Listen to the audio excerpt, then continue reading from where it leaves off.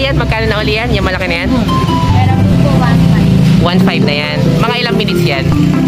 Ano lang po, per shots, 20 shots. 20 shots na yan. Itong mga clarity, ito? 450? O, 450. Tapos ito naman, 150 lang to, no? Tapos ito, 250, no? Okay, ito na 100 na 100 rounds, 60 pesos lang to, no? Tapos itong fountain, 50 pesos. 50 na lang. 55. 500. Pag 500, 300. Pag itong mga gatong quitties, 100. Ilang piraso yan? 10 pieces.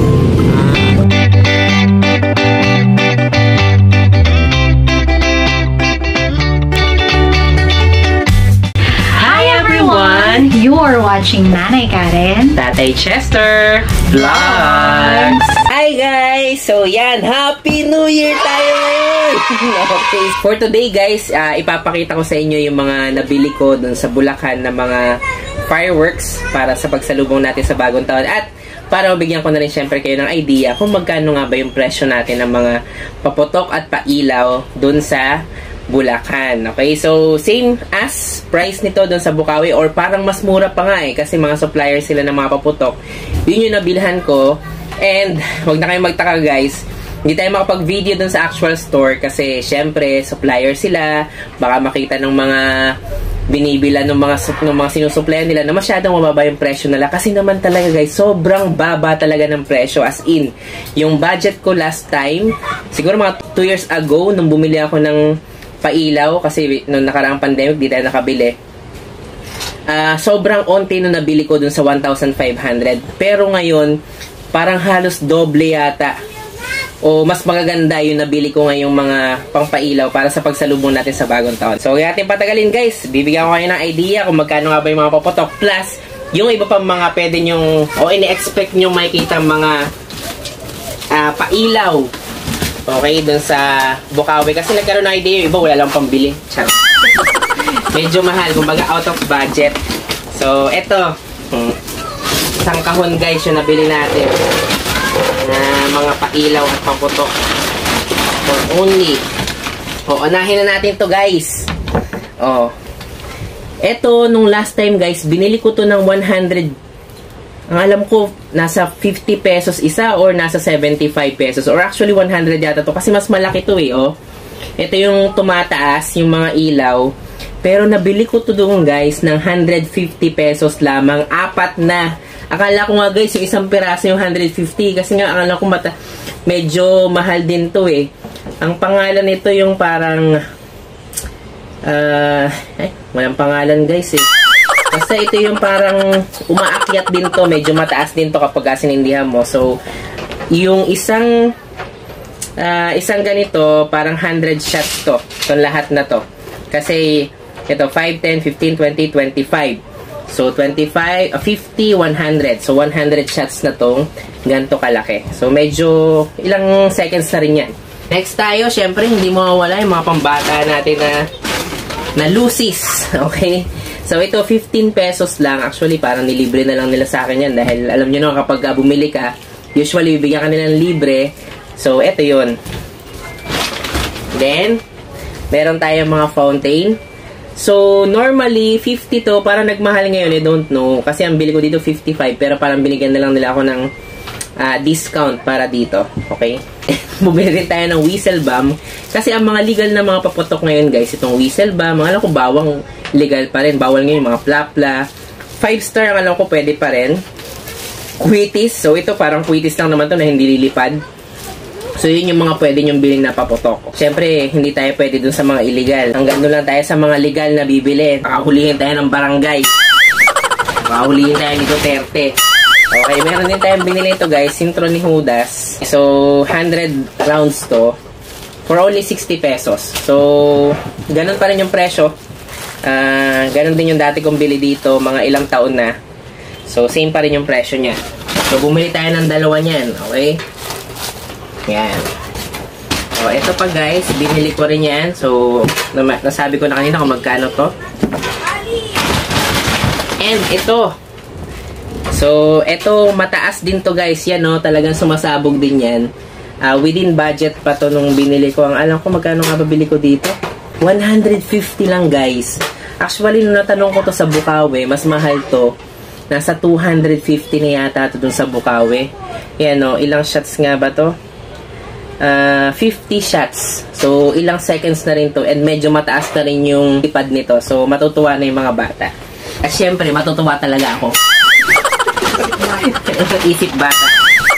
Ito guys, ito. Bilhin nyo to. Highly recommended ko to. Mas okay pa tong bilhin actually dun sa mga fountain na mas matataas. Itong tinatawag nilang batibot. Kasi ano to mas matagal tong mga to. Ito, 25 pesos lang. So, halos parehas lang tong dalawa na to. Ang kaibahan lang to, silver to. Ito medyo mas makulay ang alam ko. Itong mga ganitong blossom fountain. Ang alam ko nga imported na tong mga to. Ito locally made tong mga to. So, pinagbigyan na natin sila. Sabi nila, okay naman daw tong fountain na to. For only 50 pesos. So, normally, bibili nyo to kapag tumataas na yung presyo, mga 100. Pagka malapit na magbagong taon, ibibenta nila to mga 75 pesos. Pero doon, nabili ko lang to ng 50 pesos. Okay? So, i-check nyo kung magkano yung ganito. Ang tawag dito, Sputnik, ang alam ko Sputnik nga ba? Basta alam ko, Sputnik yung tawag dyan. Mga sigi-sigi. Yan. Dinagdagan pa natin yung mga pailaw para sa mga bata. Ito, 5 colors. So, hindi na ako bumili ng Roman candle kasi minsan sumasabog yun So, okay na tayo dito. Ibang 5 colors na rin to.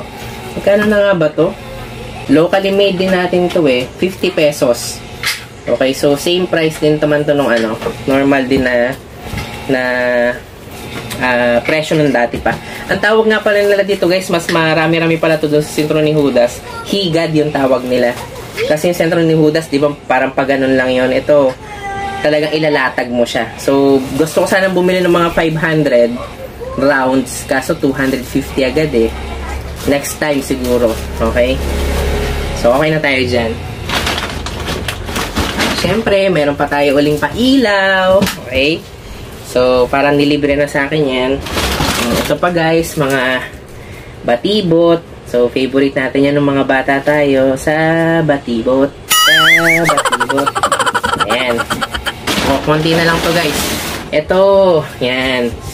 So, ito guys, binili ko rin to. Ano rin to fountain din to na parang pumuputok-putok. So, ang alam ko ilang shots ba to?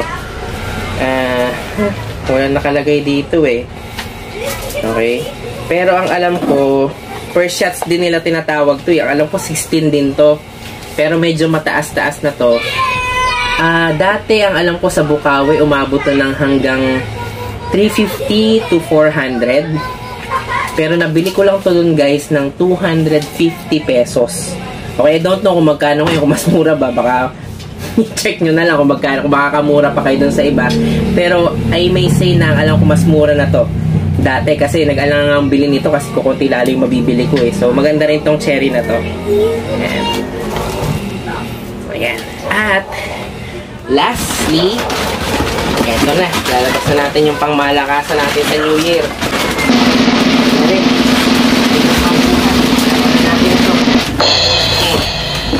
Na. Ito guys, yung pangmalakasan talaga natin sa New Year. Ayan.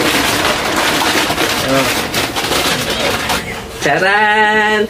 Tingnan nyo naman guys, pag pinasabog natin to, mas malakas pa kay mas malakas pa sa Goodbye Philippines. Okay. Hindi, lang to guys, pailaw. Okay. So, kailangan daw nasa 10 meters yung lawak. Okay, kaya talaga igigitna nyo to sa daan kasi medyo malakas-lakas to. Yan. So, nung nakaraan guys, na bibili ako nung ganito doon sa Bukawi, ang alam ko umabot to sa 800 to 1,000 pesos. Pero, nung nabili ko doon, kasi parang manufacturer price sila 400 pesos lang. Pero subukan nyo i-check sa Bukawi kung nagkakamali ako. I don't know kung magkano yung presyohan doon. Kung parehas lang, edi good. Okay, pero ang alam ko, mas mababa talaga yung presyo nila doon. So, yan. Ito, happy na kami dito. Ang alam ko, nasa ilang aabot din yata ito ng mga hopefully umabot na mga 1 to 2 minutes. Okay? Mahaba na yun actually kapag 2 minutes eh. So, for only silver yung pinili ko with special 3-in-1 special effects. So, hindi ko alam kung lalabas ba dito si Black Panther kasi Black Panther yung pangalan nito. So, hindi ko alam kung lalabas ba yung mga Avengers kasi Avengers edition to. So, yun yung mga nabili natin.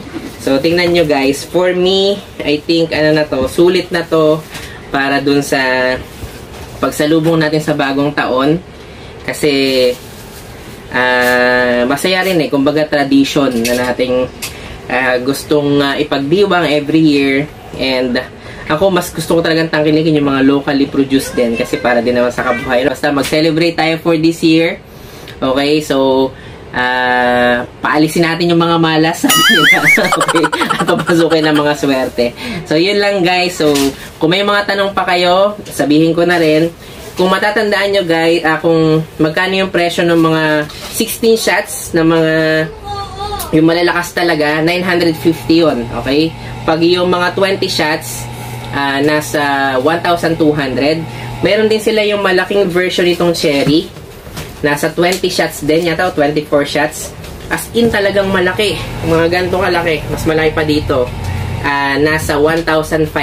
Then yung mga quitis nila, 10 pieces, nasa ano lang, nasa 50 pesos. Karang kapresyo nitong whistle bomb. Tapos yung mga battery nila doon, mura lang din, nasa 60 to 70 pesos. And then yung parang apat na pinagsama-sabang ganito, nakalimutan ko yung tawag doon. Medyo mahal eh, namahalan ako eh, kasi 500 yung setup nila eh. Mas okay na ako sa mga ganito kasi bumili ako nung nakaraan nun, ang bilis lang, tapos na. Okay? Tapos yung mga ganitong klaseng mga, yung mga per rounds nilo, kapag ka nasa 500, nasa 300 pesos. Pag nasa 1,000 rounds, nasa 600. Pag 5,000 rounds, nasa 3,000. Okay? So siguro kung mas marami kayong bibilin, mas maganda yung negotiation doon sa pagbibilan nyo. Nagbibigay naman sila ng discount. So, kung pupunta kayo ron, kailangan marunong din kayo makipagtawaran. Okay? So, yun lang guys. Thank you for watching and I hope i-celebrate natin syempre ng safe and masaya lang yung New Year natin. So, be responsible sa paggamit ng mga fireworks natin. Maging masaya lang tayo at syempre, wag na wag iinom o wag na wag sisindihan tong mga ganitong klaseng mga fireworks nang hindi safe yung lugar ninyo. Okay? So, doon tayo sa mga designated area o yung alam natin na hindi tayo makakasira o makakasunog, okay, ng any thing doon sa paligid niya. So, yun lang and see you sa masayang 2022. Sana ay lahat tayo magkaroon ng prosperous New Year o darating na bagong taon, bagong pag-asa para sa lahat. So, yun lang guys. Maraming salamat sa inyong panonood. Don't forget to like, share, and comment down below para sa inyong mga questions and suggestions. Thank you for watching and see you on our next vlog. God bless you! Bye! Bye.